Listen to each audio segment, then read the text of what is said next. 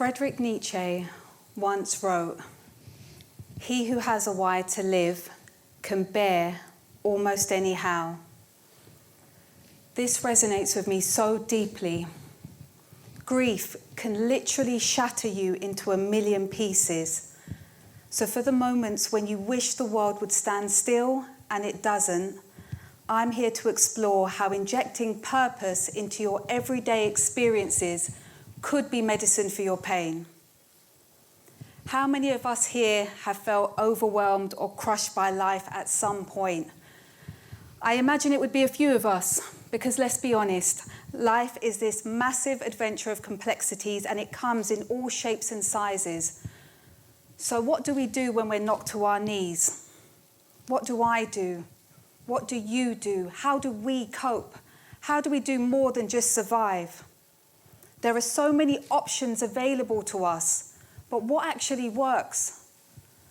I don't have all the answers, and I don't even have some of them, but I would like to share what made a difference to me. I think it's important to say that this isn't a big, loud, audacious talk about purpose, because I think it shows up differently for everyone. Mine is quiet, it's unassuming, it's a very ordinary sense of purpose that's kept me moving, determined, resilient, putting one foot in front of the other until I arrived here today. So how did I get here? Picture a dark autumn morning. I'm lying awake in bed and I'm absolutely heartbroken. My mum had passed away just a few weeks before and I was in bits. All I wanted to do was cancel my snooze, grab the duvet, drag it over my head and fall back asleep, but I didn't. Instead, I pulled myself out of bed and I mentally prepared for the day and week ahead.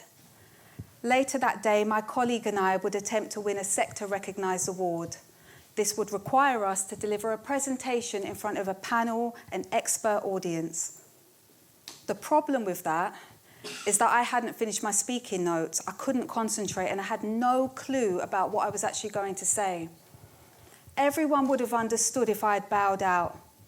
But I was so determined to spotlight the work that we were proud of, so I pushed on. It's also a good time to mention that I was still writing my mum's eulogy. And I was supposed to say this literally 2 days later in front of our family and our friends. I'm sharing this because what I'm trying to give you a sense of is that I was in the middle of the saddest week of my life. I had no clue how I was going to get through it. Today I'd like to share how I got through that week and I became a winner both times. We won the award and I wrote a eulogy that I'll always be proud of. Life isn't always plain sailing, and sometimes it can take every inch of you to get through each day. I'm suggesting that in the middle of all the chaos, when we have meaning and purpose, we have something to hold on to, and that can provide comfort and support in the most unexpected ways because we have a why. I wonder how many of us here today have a why, and if I asked you to describe it, what would you think or say? Is it something that you search for, or was it always with you? If you don't have a why, is that because you're still searching for it, or do you perceive that it's unnecessary? Well, I didn't always have a why, but I have always had drive, ambition, and goals. But what got me out of bed in the morning, what put a proper fire in my belly, that was complex and complicated. Growing up in a single-parent household on a council estate, I learned very early on that life could be quite brutal and unfair dependent on your starting point. So all of my instincts pushed me towards survival, validation, and becoming more than a statistic. This superseded the luxury of trying to find meaning in my life, and I did look at it as a luxury. My main goal was just to be somebody, someone that my family and I could be proud of. I think it's quite telling that when I was a child and someone would say to me, "What do you want to be when you grow up?" I would say, "I'm going to be rich and famous." And I was not joking. I think it's quite interesting that based on my experiences, even at that young age, I placed such importance on monetary gains, perceiving them to be measures of success. In a recent global study with over 15,000 people, 28% of respondents said that the work they do is meaningful, and 28% that the work they do gives them a sense of purpose. Does that surprise you? Well, it doesn't surprise me, because in the community that I grew up in, stability was the priority. Parents from islands and continents would go without so that their children could have access to opportunities that they didn't. School, college, university, they were seen as golden tickets to a good solid job and a roof over your head. So all nuggets of advice were there to steer youth towards a sensible vocation, something you could be good at. If you liked it, well, that was just a bonus. I don't think it's any wonder that when I look back now, I can see, how I place such importance on material, monetary, and lifestyle milestones, because I perceived that they would validate me, validate my mark on the world, and I also believed that they would lead me to fulfillment and happiness. In a recent article for Forbes, Tracy Brower, PhD, suggests purpose may actually be the key to happiness, and she gives 3 reasons for this. Because it focuses you, it grounds you, and it connects you. Well, all of that was lost on me for a long time until it wasn't, because my change of heart happened quietly and slowly over time.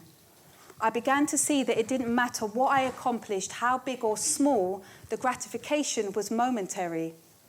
I don't think it's any coincidence that this was occurring alongside life-changing events happening to and around me. During COVID, I completely began to reevaluate how I wanted to live my life, how I wanted to show up. And quite naturally at that time, my career was changing shape. It was becoming more people-centered. This hit all the right notes at the right time in the most unexpected way. And then a job opportunity came up in a lane that I had never considered before. It spoke to my heart, I applied for it, and the rest is history. Maya Angelou said, "The desire to reach for the stars is ambition. The desire to reach for the heart is wise." Quite unintentionally, I literally stumbled into my why. And it was simple.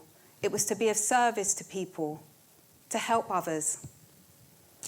And while this is happening and it's great, life just lifing meant that 1, then 2 loves of my life were diagnosed with terminal illnesses.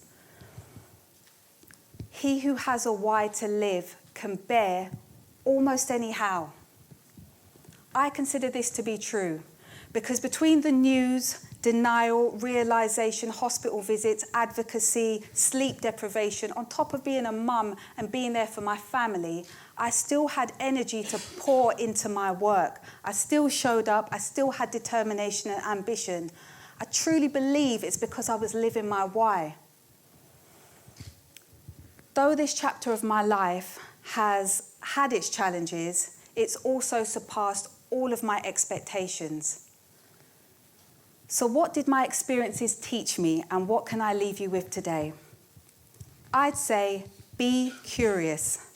Listen to what makes your heart flutter, what makes it feel something. Even if that challenges you, challenges what you thought you knew, and it seems a bit scary. I'm suggesting that your purpose may not be something you have to go in search of. Perhaps it's right in front of you waiting to be noticed. Maybe it's quiet and not at all what you imagined it would be. So I'm suggesting be alert, be vigilant. Listen to where your heart quickens, where it feels peaceful, because finding meaning in your life could be transformative. But let's be clear. With all the meaning in the world, there was no happy ending. What did happen is, instead of curling up in a ball every time I felt crushed and overwhelmed by grief, my sense of purpose acted as a North Star. It kept me focused and helped me get out of bed in the morning. It kept me grounded, helping me to see how my work was contributing to something so much bigger than me. It connected me to the most amazing people. Imagine that. I'm so grateful and thankful that I found my anchor just when I did, because that's how I got my heart to sing, even when it broke. Thank you.